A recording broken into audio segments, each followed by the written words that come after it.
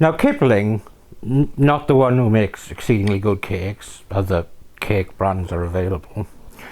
Rudyard Kipling said in 1911, "The female of the species must be more deadly than the male." And this was paraphrased in a song by 90s Britpoppers Space. The female of the species is more deadly than the male.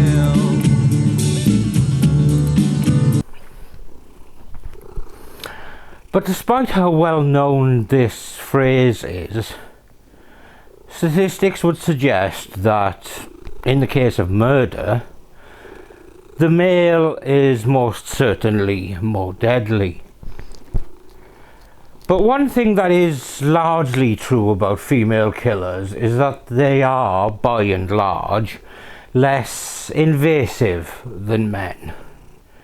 By which I mean less stabby, less choky, less bishy-bashy, and far more shooty or poisony, with more of an arm's length approach to being generally murdery.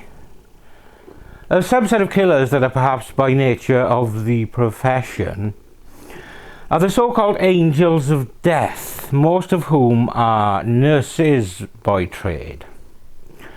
Some of these, like Beverly Allett and Lucy Letby, are quite well known, but there are plenty of others that are less well known. It's one of the less well known, at least to me, that we are looking at today, as we look at the frightening case of Kristen Gilbert. This is Murder of Crows.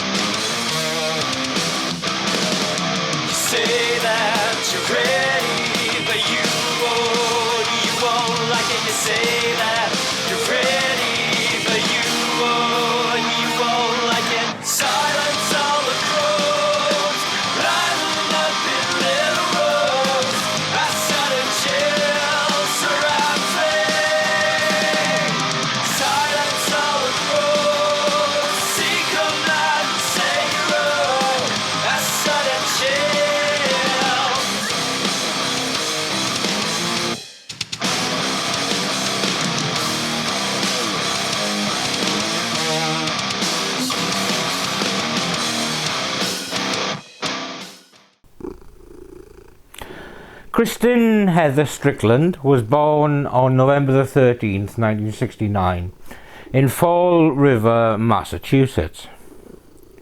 Her dad Richard was an electrical executive, while her mother Claudia was a stay-at-home mum, although she did teach part-time. And Kristen also had a younger sister.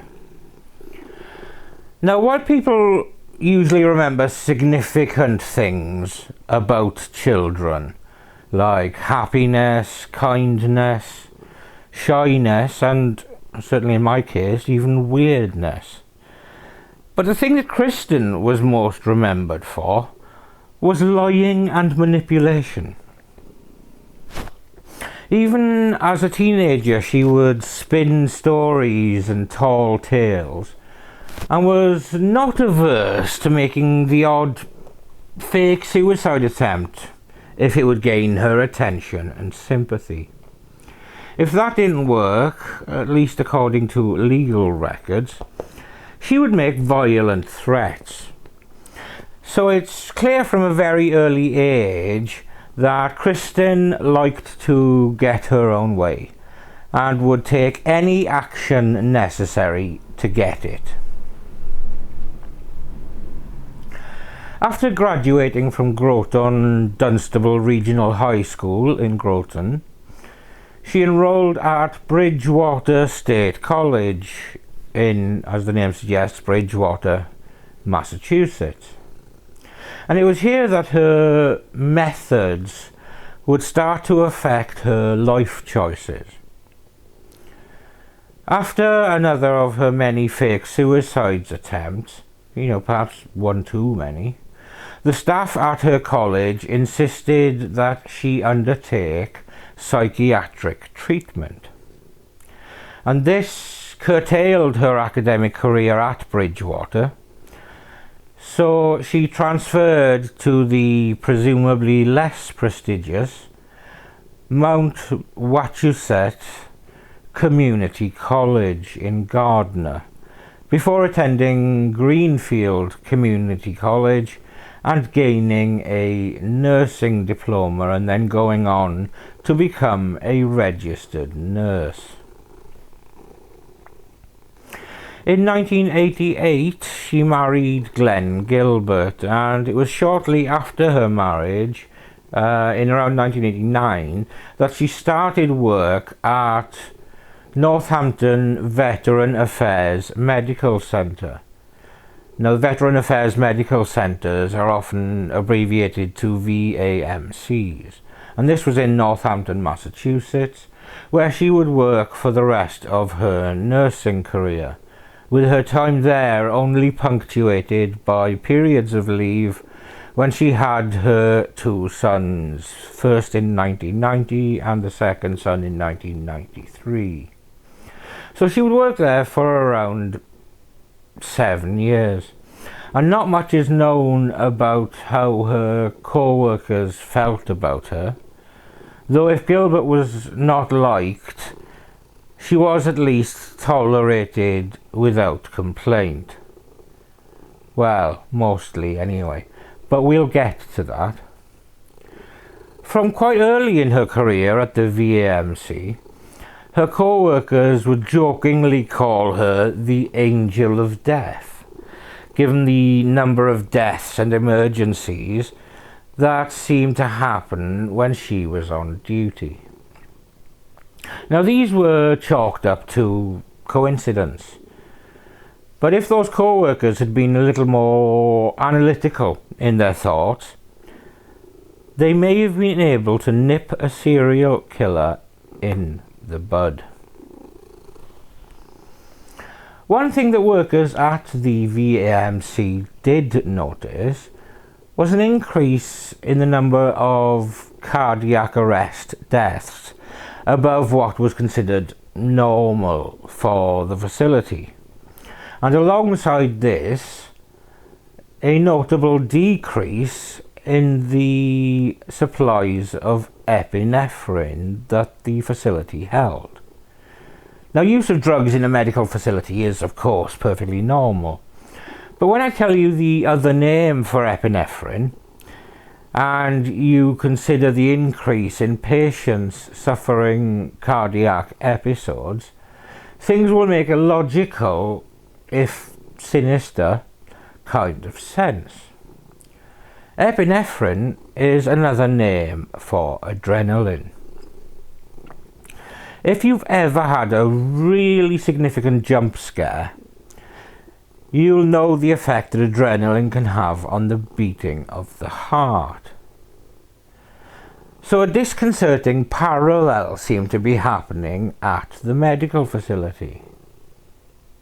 Additionally, epinephrine is a naturally occurring substance, and in its medical form is odorless and colourless, and if used to generate a cardiac event, it would be very difficult to detect in any autopsy unless it was specifically searched for.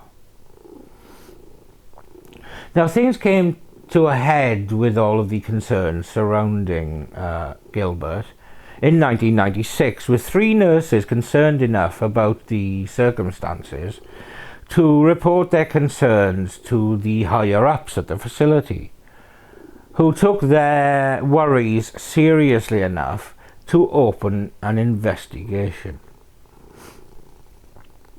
Now, as we've learned, Kristen Gilbert had a long history of manipulation and of changing the focus of people's attention. So with the investigation threatening to expose her as, well, an arsehole and a narcissist, she needed a way to turn attention away from the investigation. so she called in a fake bomb threat, as you do. But much like her attempts at playing the victim in college resulted in her being asked to leave, her genius plan backfired monumentally. After the fake bomb threat failed to stop the investigation, Gilbert left her employment at the VAMC and reverted to type by checking into psychiatric care. Not once, but 7 times. Now, she was staying up to 10 days each time, and it may be that she was trying to generate a sequence of events that portrayed a woman with ongoing mental health struggles. While all this was happening, the investigation had been compounded by a new police investigation into the fake bomb threat. Whoopsie! She stood trial for the fake bomb threat in January of 1998 and was sentenced in the April that followed to 15 months in prison with 3 years of supervised release. But this was the relative calm before the storm, because the medical investigation was unearthing some shocking information, and it became a police matter, resulting in a trial in 2000, where the levels and extent of Gilbert's actions were made public. During the period of increased deaths, Gilbert was in a relationship with a man called James Perot, and he was a security guard at the hospital. And at her trial, it was postulated by the prosecution that Gilbert wanted to create medical emergencies, essentially to show off to Perot, and also to show how capable she was as a nurse. And this was backed up by William Boutel, who was chief of staff at the VAMC, with him suggesting much the same. Despite the string of suspicious deaths on her watch, there were only 4 specific cases that Gilbert was charged with. U.S. Attorney Donald Stern said these 4 deaths were extremely cruel and heinous. And Gilbert was charged under a federal law which authorizes the death penalty even in states where there is no capital punishment. Gilbert, who was of course already in prison serving time for the bomb threat conviction, was first charged in the November with killing 3 patients, those being Henry Houden, who was 35, Kenneth Cutting, who was 41, and Edward Squierer, who was 69. And then they added Stanley Jagodowski, 66, to her charges at a later date. Now, all 4 veterans appeared to have died of heart attacks, but autopsies, 3 of which were performed after the bodies had been exhumed, showed that they had died of epinephrine poisoning. Authorities have said that Gilbert was on duty when 37 of 63 patients in her ward, which was Ward C, died, and empty ampules of epinephrine were found near to where Kenneth Cutting died. Not looking good, Ms. Gilbert. In court, prosecutors said Gilbert murdered because she liked the thrill of medical emergencies and was also looking to impress her boyfriend. Assistant US Attorney William Welch showed pictures of each of the 4 men, including one of Stanley Jagodowski in a wheelchair with 2 of his grandchildren on his lap. He said that each man had a normal heart when he entered the intensive care unit, and Gilbert tried to cover her tracks by falsifying medical reports. Welch said Gilbert didn't like to work hard, but was smart, and the one area in which she excelled was in codes or medical emergencies. She liked emergencies because they attracted attention from her peers and from James Perot, her boyfriend, who worked as a hospital security guard. Gilbert also confessed her crimes to her ex-boyfriend and also to her estranged husband. But defense attorneys discounted the confessions, saying that she made them while hospitalized and suffering from stress. Oh, bless. As we can see, there were a minimum of 37 patients who died on her watch. And according to the medical investigation and thoughts and suppositions from co-workers, it has been speculated that she could have been responsible for up to 350 deaths, dating back to the very start of her work at the VAMC, and an additional 300 plus medical emergencies or codes. So while she was on trial for 4 of the cases that could be most strongly proved, there were hundreds of other incidents that she could have caused or exacerbated. The sheer scale of potential victims is terrifying to think about. And this is compounded when one considers that she worked in a facility for veterans. So all victims would have served to protect their country. So as well as being innocent victims, they would have been heroes in the truest sense of the word. Now, Massachusetts did not have the death penalty in 2000. But because the VAMC was considered federal property, the case would then be a federal crime and could still be considered for the death penalty. And due to the sheer scale of the crimes, and indeed the potential crimes, the prosecution were pushing hard for the death penalty to be imposed. The prosecution gave anecdotal evidence of earlier behaviours and actions to reinforce what they believed were actions of a cruel and dangerous woman. At the trial, prosecutors said she used a large kitchen knife in an assault in Greenfield, Massachusetts, in January or February of 1988. Prosecutors said she tried twice to murder a person by poison in November of 1995.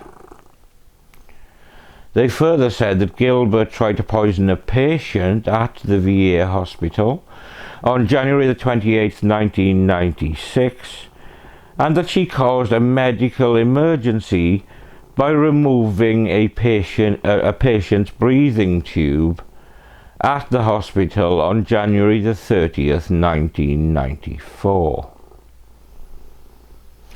They further said that Gilbert abandoned a patient undergoing cardiac arrest on November the 9th, 1995, and then asked another nurse to accompany her on a check of patients. And she waited until her colleague independently spotted the patient's difficulty before raising an alarm. She also forced an untrained colleague to use cardiac defibrillation paddles on a patient during a medical emergency on November the 17th, 1995, by refusing to use the equipment herself. It was believed that Gilbert threatened the life of at least one person verbally and physically in July 1996. And while working as a home health aide before becoming a registered nurse, and about 8 years before her crimes at the VAMC, Gilbert purposely scalded a mentally handicapped child with hot bathwater.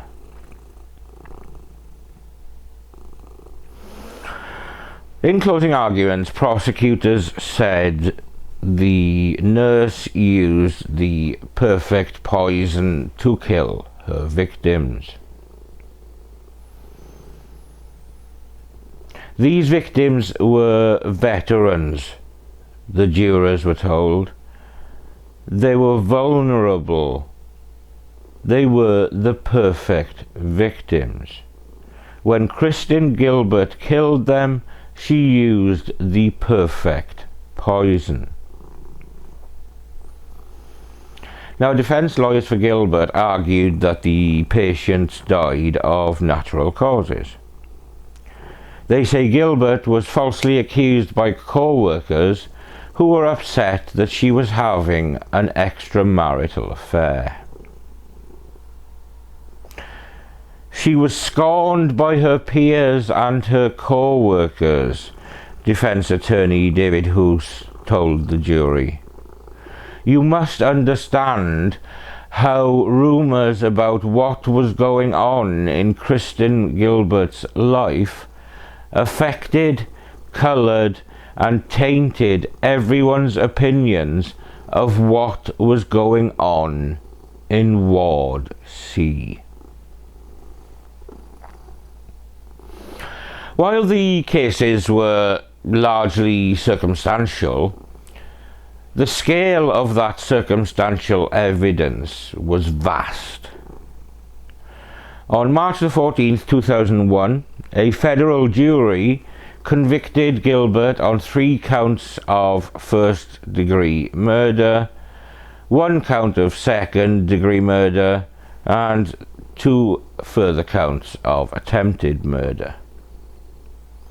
On March 26, 2001, the jury recommended a sentence of life imprisonment.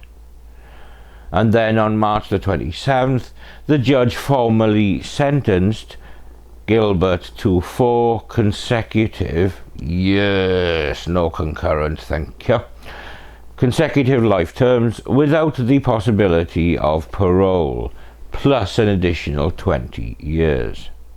She was transferred from a prison for women in Framingham, Massachusetts, to Carswell in Fort Worth, Texas, where she remains to this day.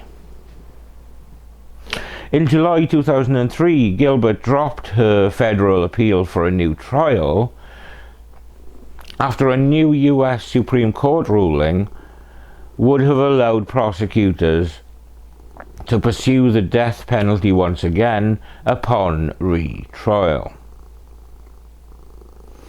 Now, it's difficult to assess how close Gilbert came to receiving a sentence of death by lethal injection, but her decision not to pursue a new trial where the death penalty would be on the table again gives an indication of that possibility being enough to deter Gilbert from making the appeal.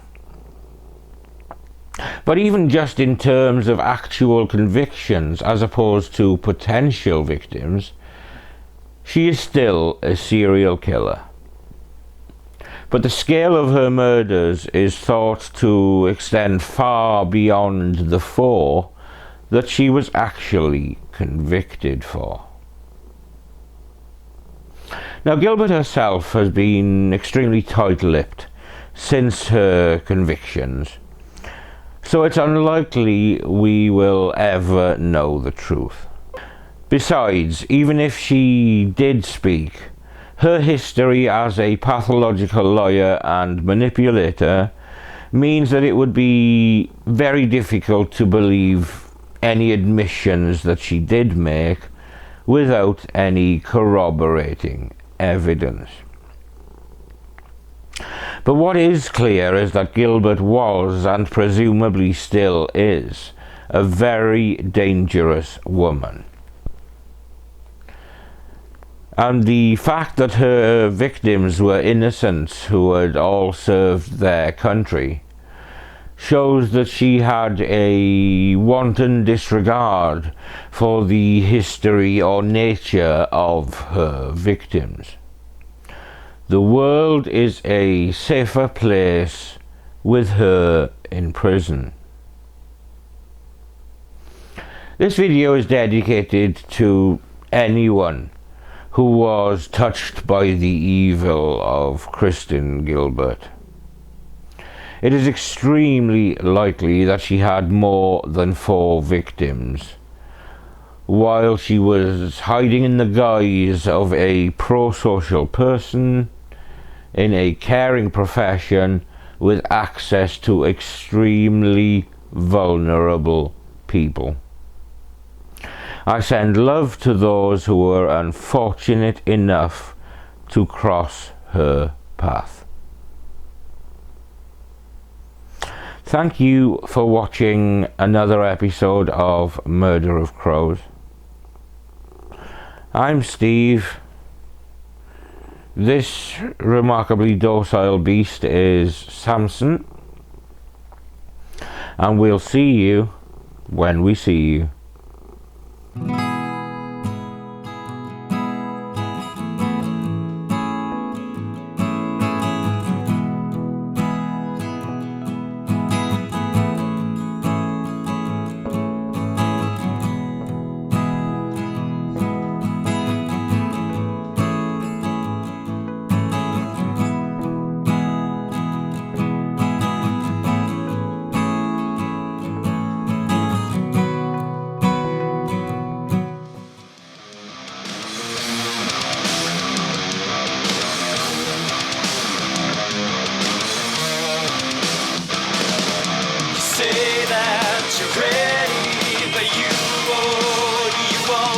Say